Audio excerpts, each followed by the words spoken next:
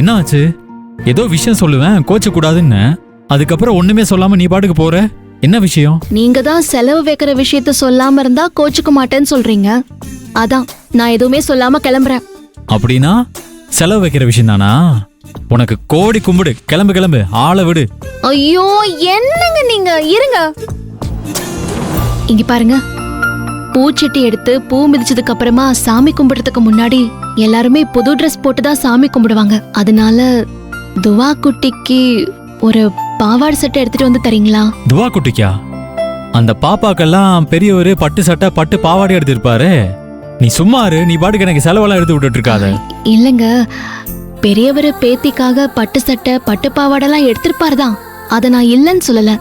ஆனா துவா குட்டிய பாருங்களேன், அந்த குழந்தை நம்ம கிட்ட எவ்வளோ அன்பா பாசமா ஒட்டிக்கிட்டான். என்னமோ ரொம்ப வருஷம் பழகுன மாதிரி அக்கா அங்கிள்னு நம்ம கூடவே தெரிஞ்சிட்டு இருக்கா. பெரியவரும் நாம இங்க தங்க வந்த வாடகைக்காரங்களா நினைக்காம அவர் சொந்தக்காரங்களா நினைச்சு பார்த்து பார்த்து கவனிச்சிட்டு இருக்காரு.